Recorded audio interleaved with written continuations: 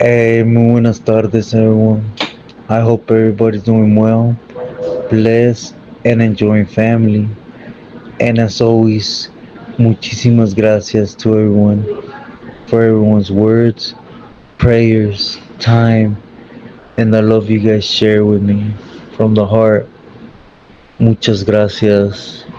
Also, do please like, most of all, share and subscribe. Now, to get into the topic today, I want to continue off on my story. As you guys know from the gate, the main purpose is to get my whole story out there. Not only so that it's out there, but as a whole, it might be able to help someone, right? At least to have the proper knowledge when it comes to things. And like I stated, I have put this out there, but it's most of all for the people that have honored me that recently joined us in the channel. And to those, gracias, first and foremost. Now, we had gotten back to Culiacan from that little incident we had at the border of the states with the homies from Compton, trying to go, rug and do their own thing per se. And again, even though I understood them, my mindset was different at the time, right? They were going against the green, and you guys know. Nevertheless, we went back to Culiacan and we dealt with a couple, you could say, misiones. Nothing big, but there was loose ponds and different ranchitos that we were going. And, you know, in my books, we weren't doing what we should have been doing as soldados, right? Which was going, even though they were part of the Beltranes or they were brincacharcos that snitched and betrayed and told the Beltranes information they shouldn't have. We're picking them up, and instead of us taking care of the situation, we were basically turning them into somebody. Which with me, and it wasn't okay. It's like, you picking someone up and you turn him into someone. It's like, well, I just felt some type of way about it.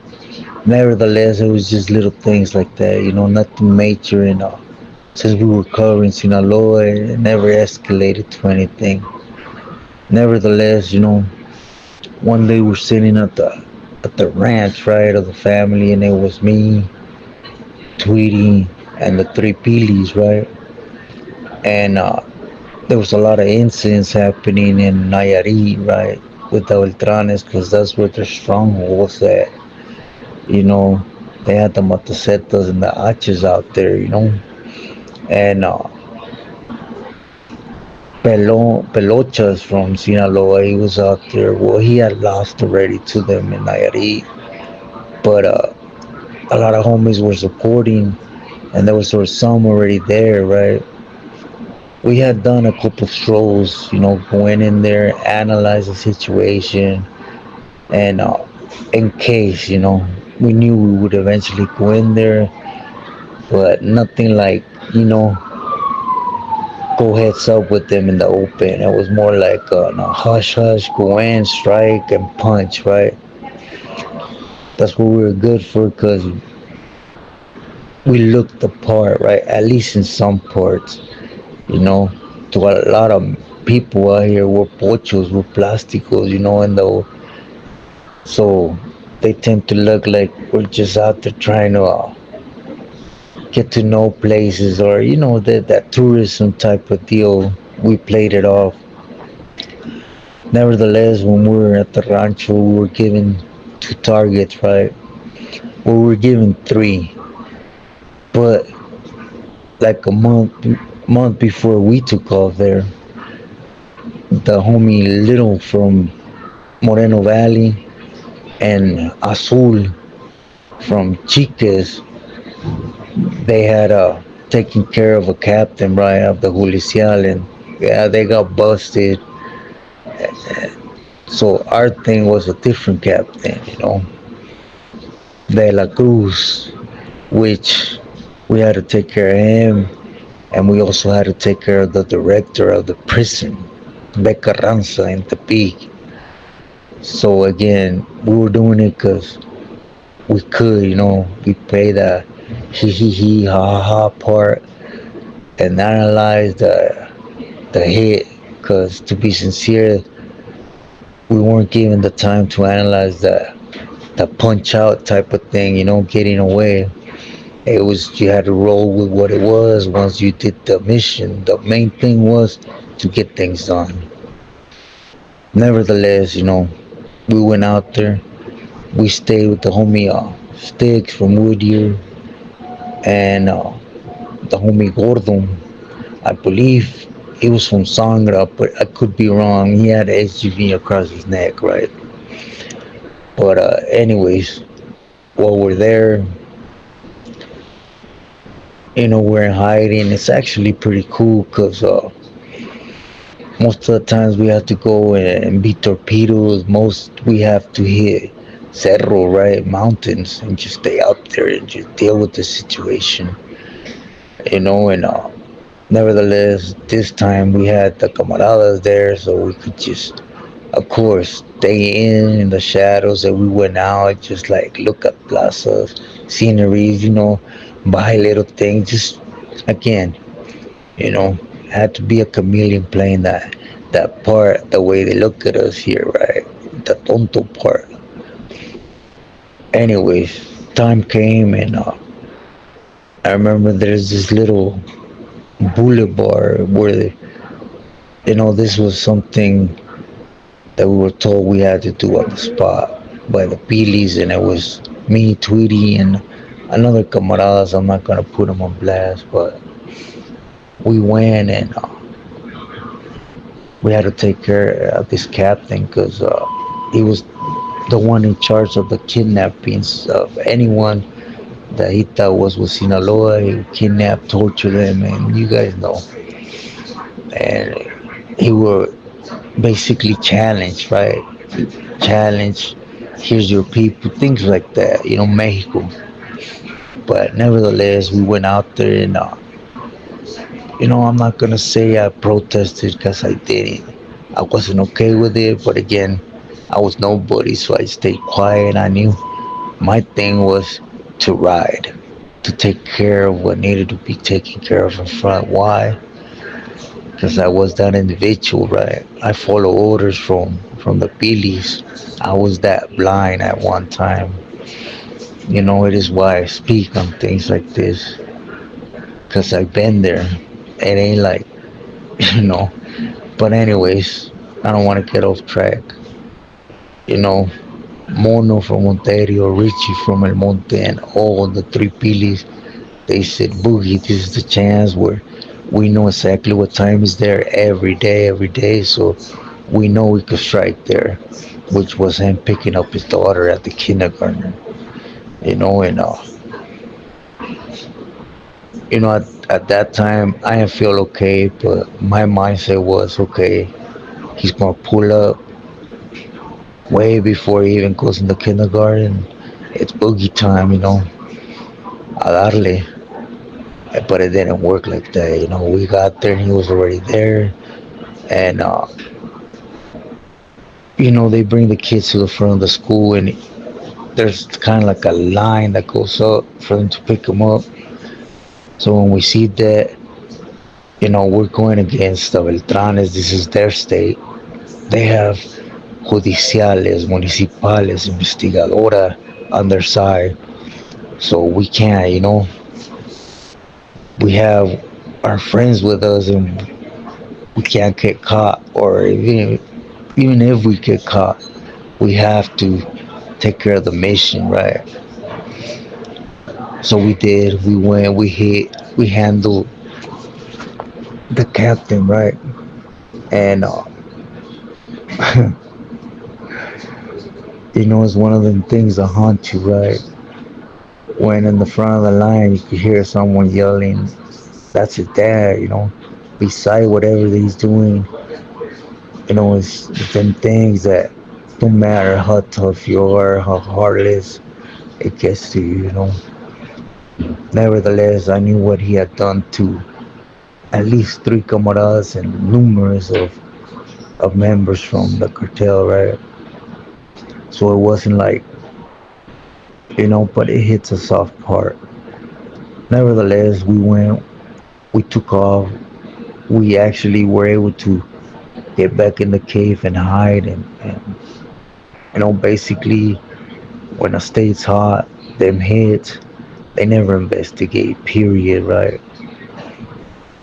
But anyways, it was time to go against the director of the pen, right? Of Carranza.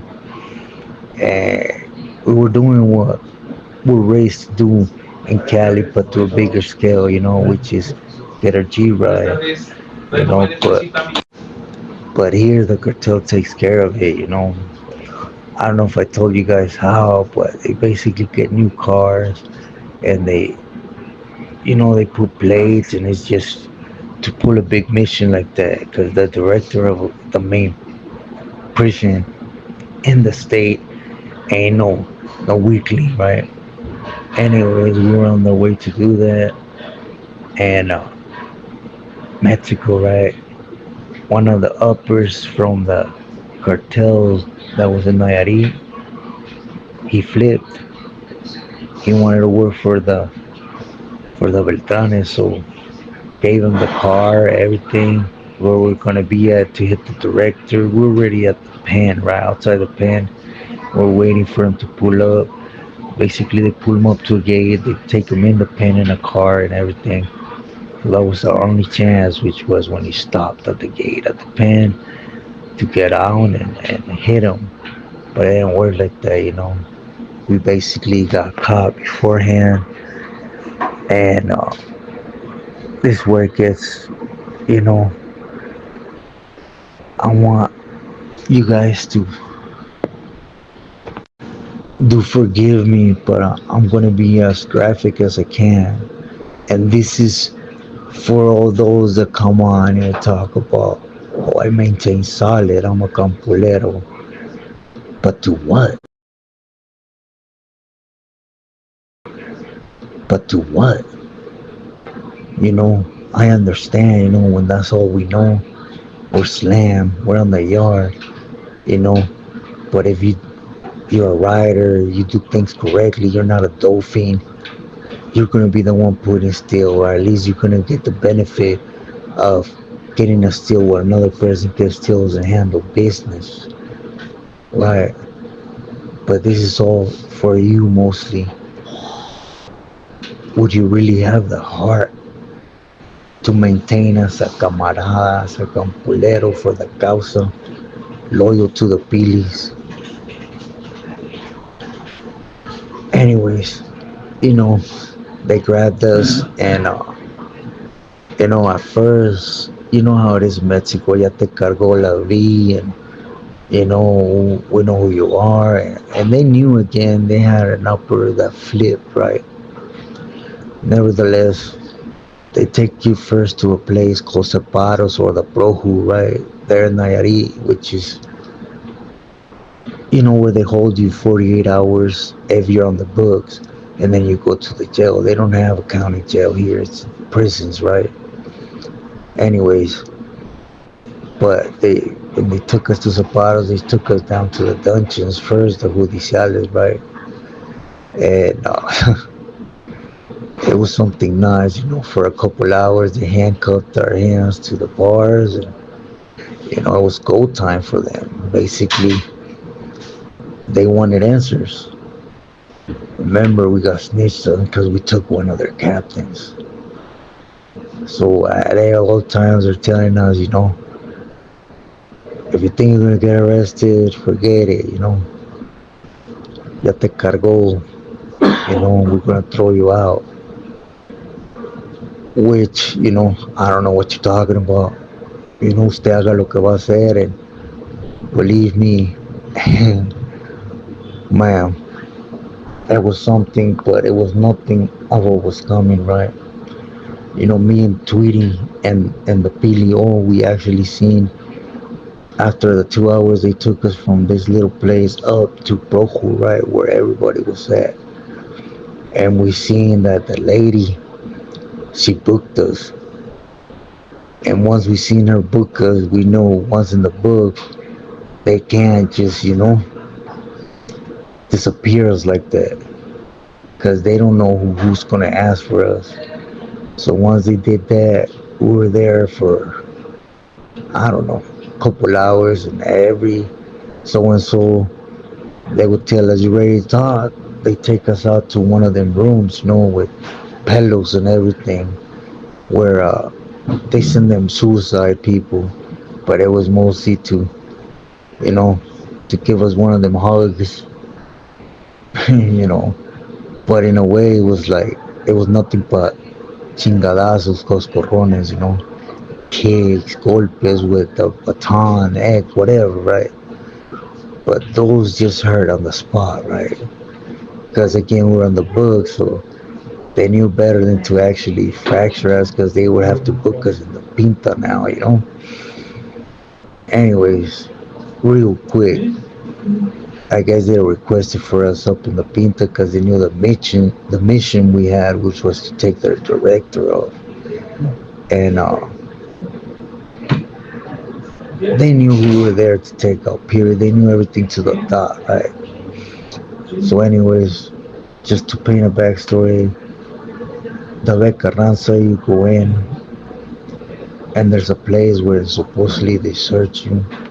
Then you go up to Barandilla, and in Barandilla you go down, it's a dungeon, and that's where they kept all Sinaloa. It was like kind of like a hole, right? But then from there you go upstairs and you go into what they call Poblacion. Now that cartel has about 12 rojos. They wear a red vest, which is for the visiting, and then they have 12 verdes, which is the ones that direct. For example, you go send a pollo to a member, they direct all that. But they're all under these people, right? Beltranes. At this pinta, there's actually two family members, two direct family members, which was a sister, Beatriz Beltran Leiva, and the uncle, Blas Leiva, right? And anyways, they took us there, and I remember, as you go in to the right, there's a handball court. Then there's they call it Coca-Cola, but it's the thing with music where they sell, alcohol and whatever you want in there. High nuts are in there. Then there's a hotel. Then there's a place they call Siete B, which is in essence PC, right? And then right next to there's a ramp that goes down, and that's what they call the Siete Locos. And it's literally a dungeon, right? So they take us there, and at the time we're going there, keep in mind all the rojos and the verdes. On our way there, they're calling us pinches sureñitos, and they're stomping us out. Well, at least, anyways, they take us in the dungeon, and it's all wet. I don't know how they keep them people with a 5150 down there like that. But anyways, I was one of the lucky ones per se, because they tied us differently, everyone, right? For example, me, they get you butt naked, period. Then they handcuff your hands to your back. Well, me, my hands to my back, and your feet to your hands, and then they wrap your whole head, everything, your whole head, and then they went up there every breakfast, lunch, and dinner, and you guys know what they did, and it was something. It was real something. I'm just gonna give you a quick example with me, right? They would go in there and tell me, we know you're working for Sinaloa. They would mention my family, right? They had it again. Beltranes hate my family, and of course, I don't know what you're talking about. I would play into that. To be sincere, I'm Chicano.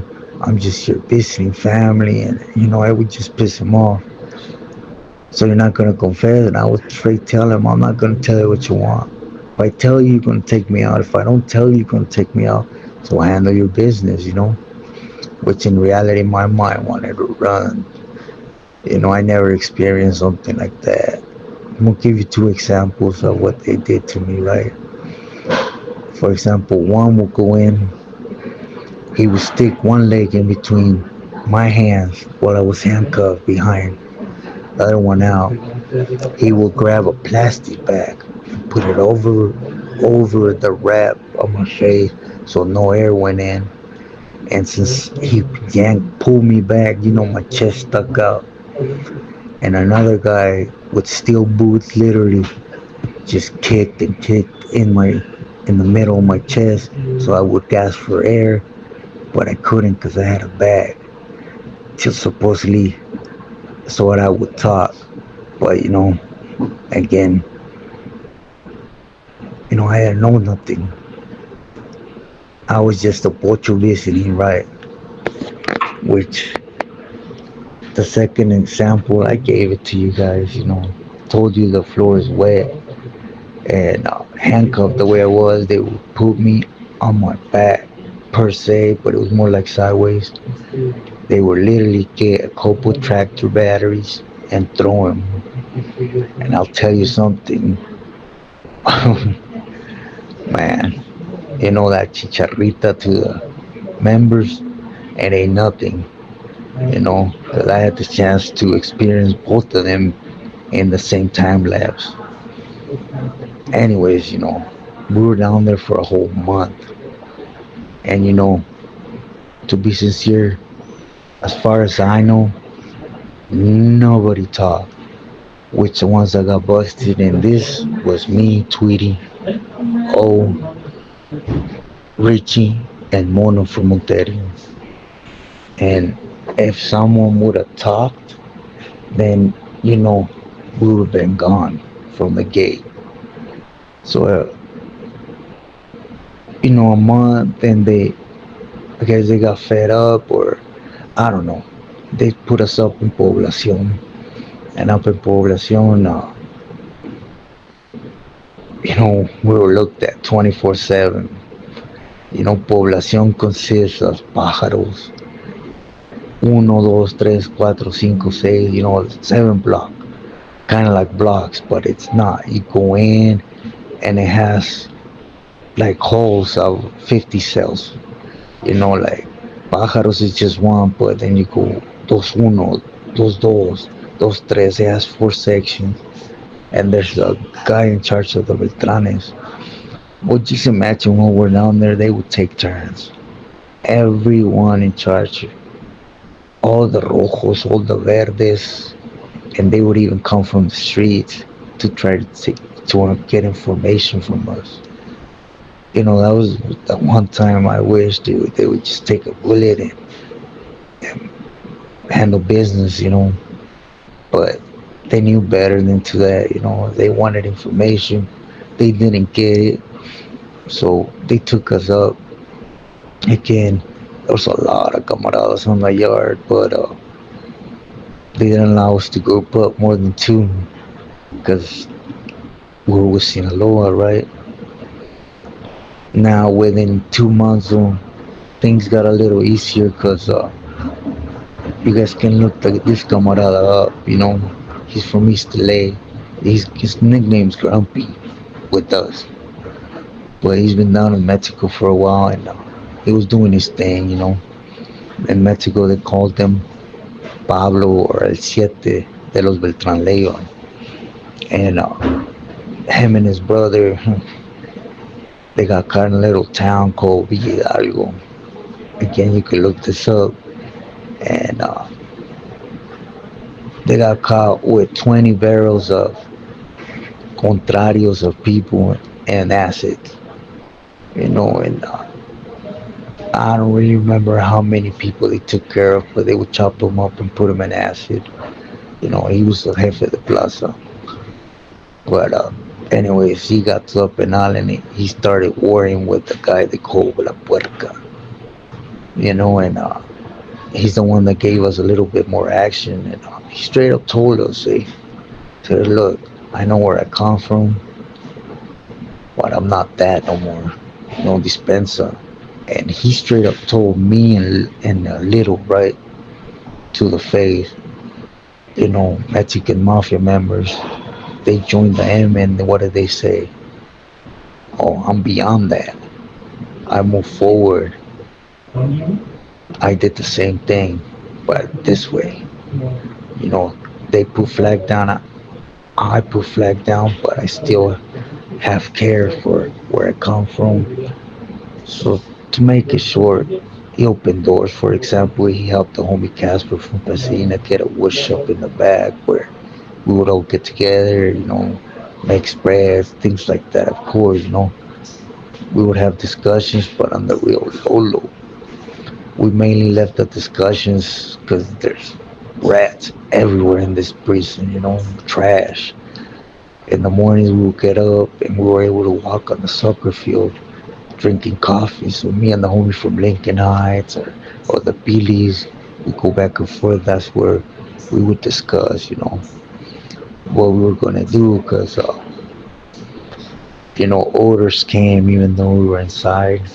And the old man from Ontario, as the Billies from Jalisco, they wanted a couple people taken care of inside. And we knew what we entailed because of what happened with Little, uh, him taking care of business. We knew what was coming. You see, it ain't like the States, and I'm not knocking it, right?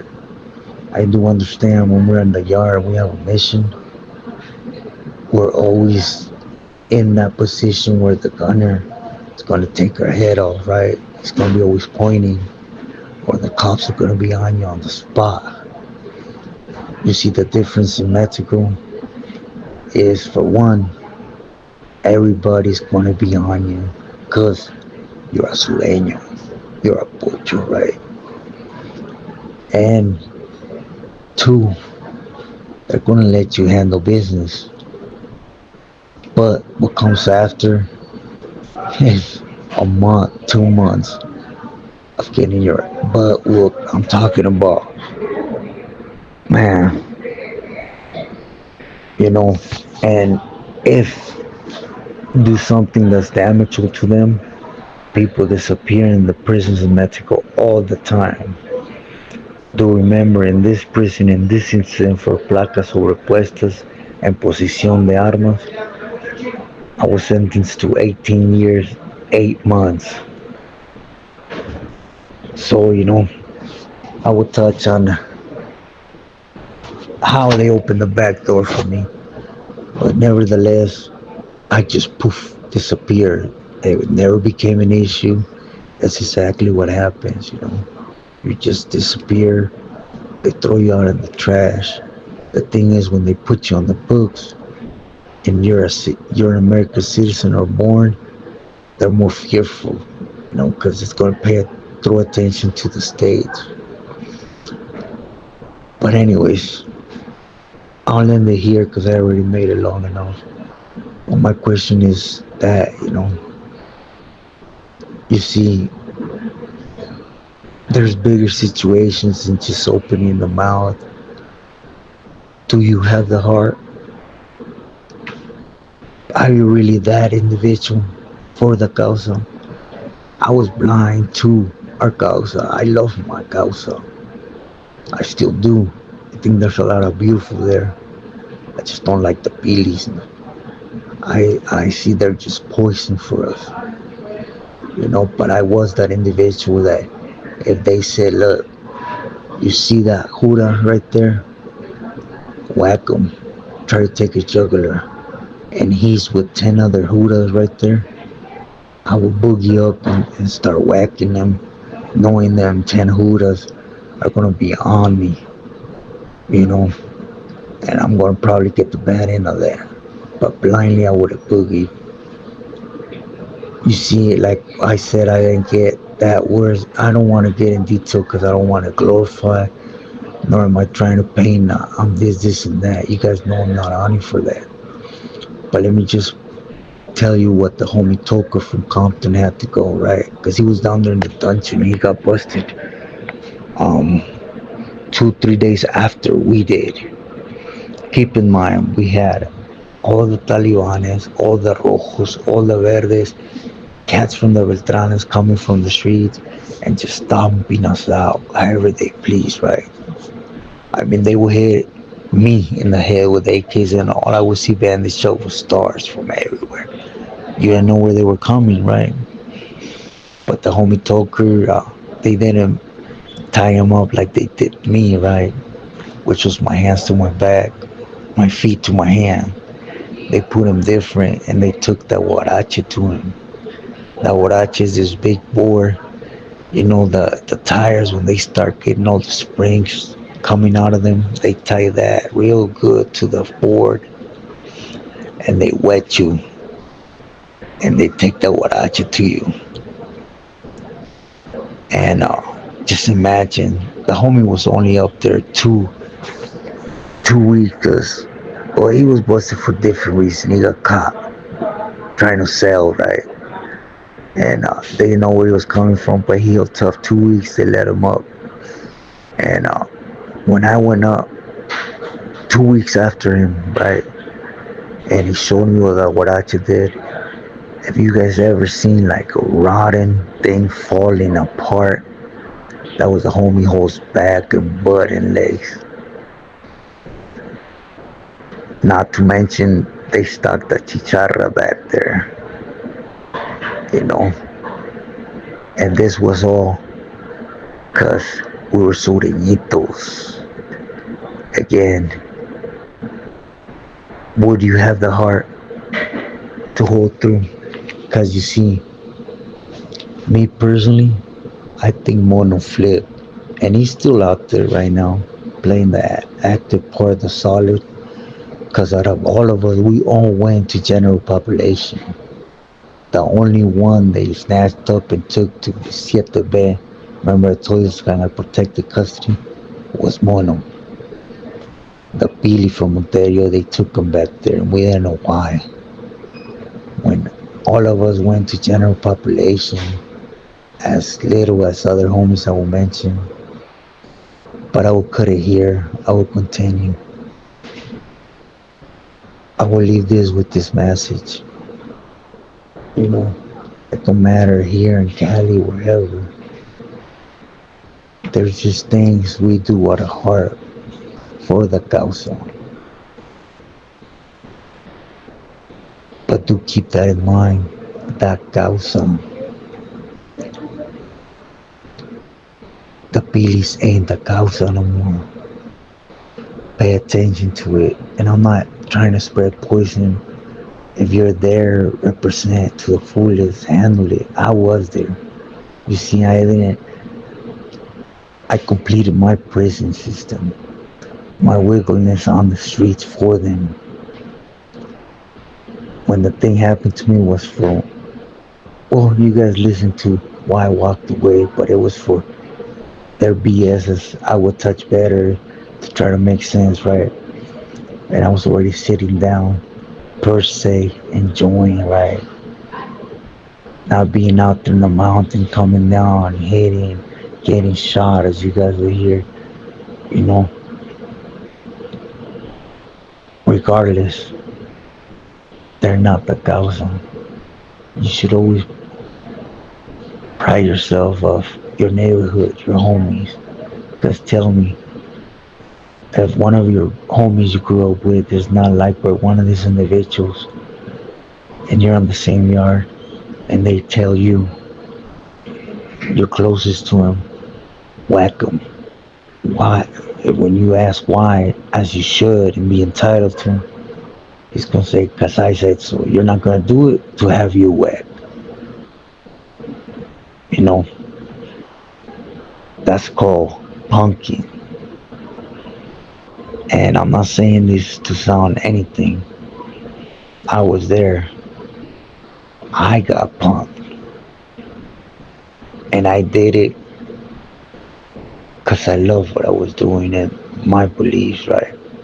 So I'm not knocking that. I'm just saying Don't put yourself in that. Because you see, loyalty, at least to these individuals, always has a bad ending. Dispense on say it, but tell me of a good ending. I'm open to hear. But with this said, just be smart. Be wise when, again, don't walk away. Don't dismiss what they're telling you. And no way, maintain your head up, maintaining the cause, but do it smartly. When something presents itself, and all circles around, or you have the knowledge to know all the circles that come with it, at least you have the proper decision to make for yourself. Stay true to yourself, loyal to family. Saludos.